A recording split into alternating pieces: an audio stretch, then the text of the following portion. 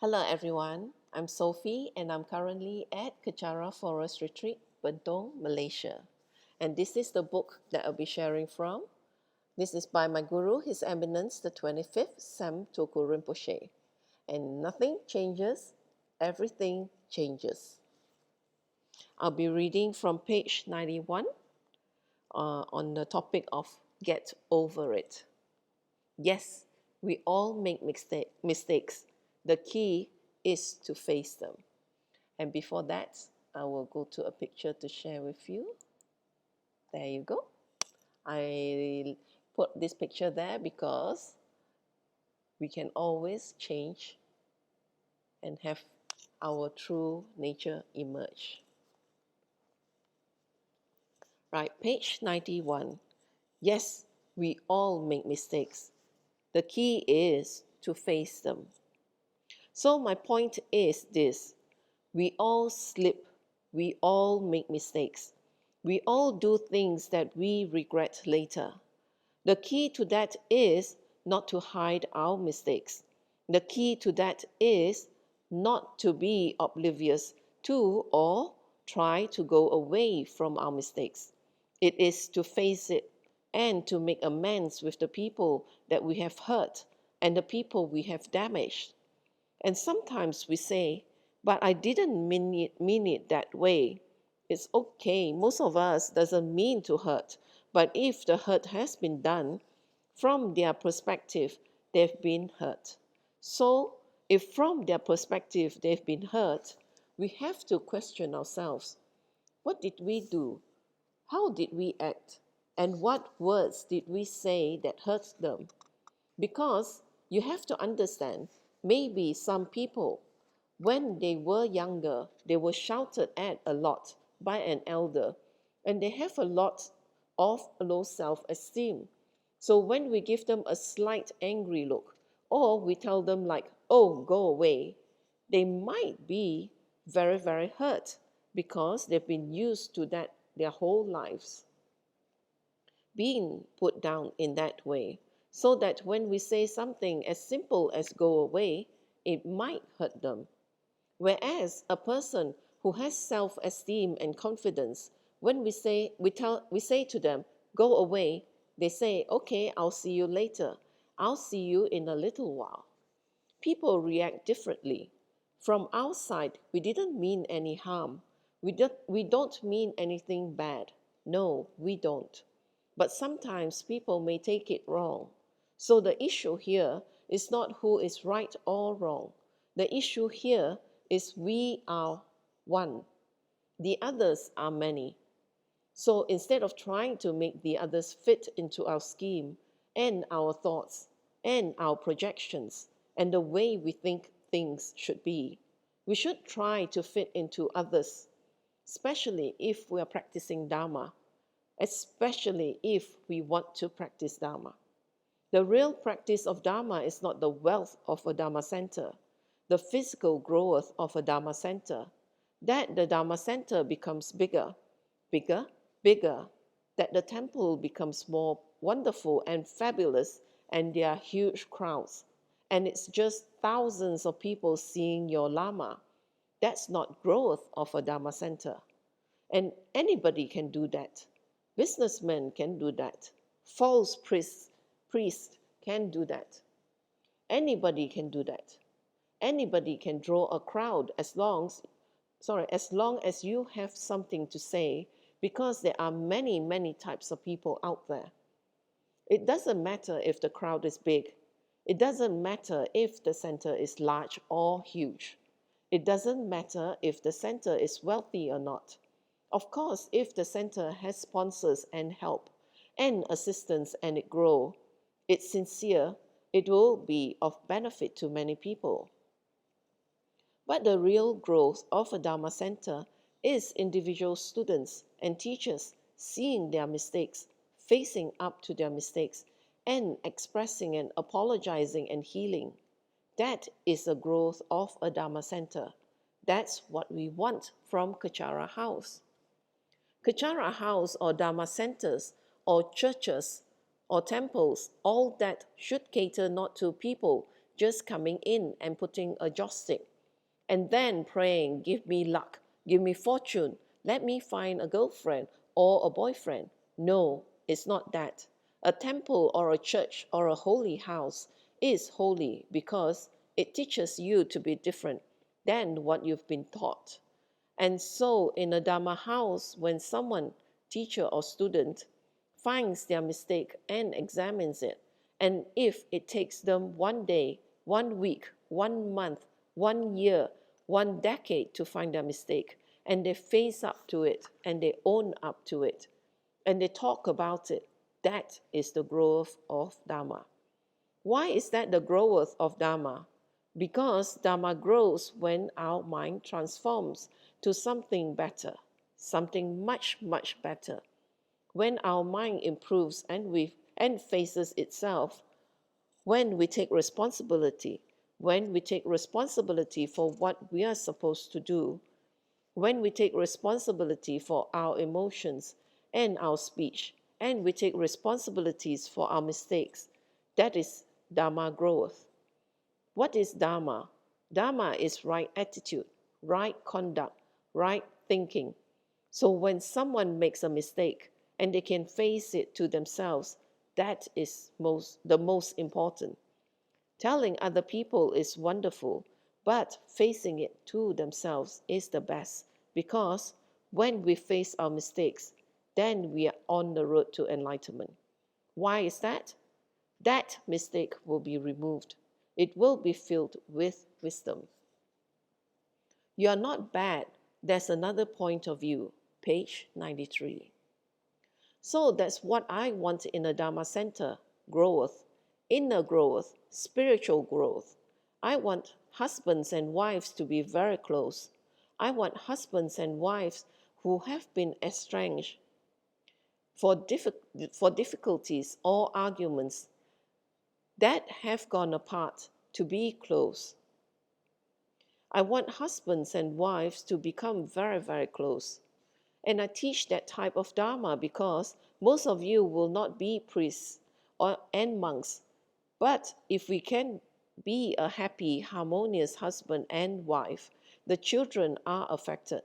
And if the children love the parents, the father and mother, then the children will grow up with dignity, self-esteem, right view, right understanding, and example. If we ourselves are a bad example and our children only see that, how do you expect them to act? If our children act negatively, it's a reflection of us most of the time. Why is that? If our children are estranged, if our children are naughty, are not taking responsibility, are doing things that embarrass us, and we are angry, to be angry at our children and to keep them at a distance will not help them. I'll tell you why. Because now they are young, we can control them. When they reach 18, 19, 20, their minds come forth. They meet with other friends. They meet with other peers. And they say, look, your parents are like that. What for? Let's get out of here. Then you will have no control over them. While your children are young, you should give them advice and talk to them, not just worldly advice that they can hear from TV or from movies, but advice that is higher, the Dharma. And how to give that advice is, if you know the Dharma, and if you know the Dharma, not only repeating what the Buddha has said, but actually practicing the Dharma from your heart. Therefore, you will become an excellent example for your kids. And you may think they are your kids. You have them. They are your responsibility. You produced them. Nobody forced you. No one threw them at your doorstep. So, if they grow up alienated or cold or away from you, or they feel difficult, it is your responsibility to make them close. So, my Dharma teaches people in a very gentle and respectful way that you are not bad, but that there's another point of view. So it teaches children to be close to their parents. It teaches parents to be close with each other. It teaches people to be close with their relatives. It teaches respect of elders. It teaches respect of the law. It teaches respect of who we are as a human being and other human beings. In my type of Dharma, we do retreats, we do meditations, we do chanting, we do all of that because those things help us to focus our mind on what is correct.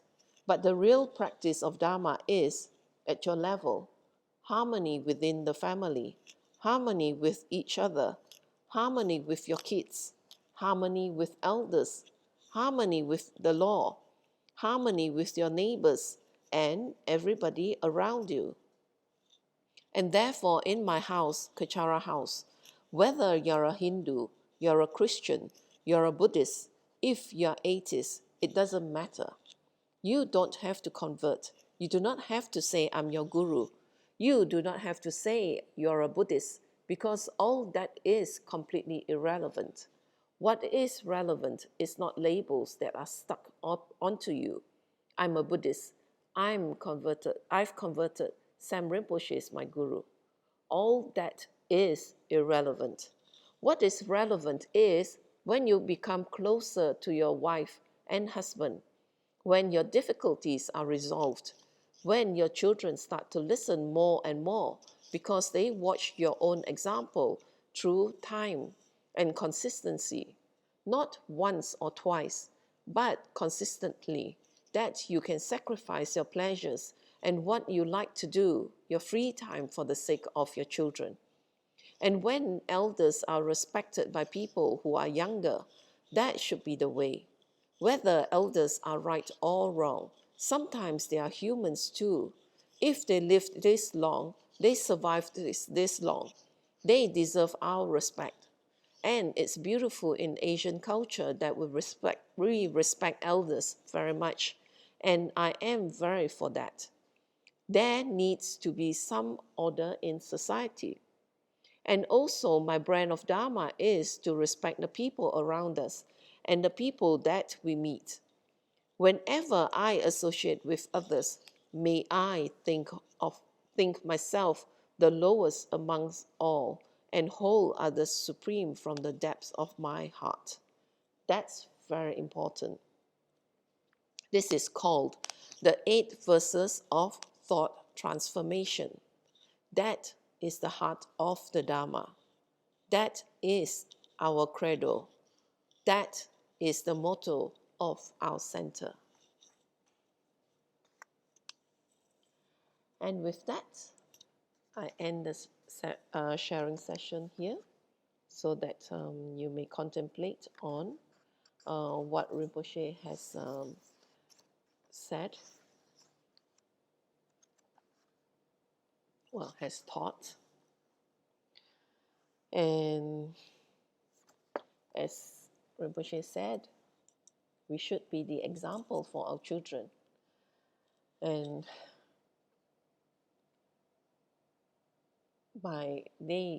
as they grow up, they watch us and they learn.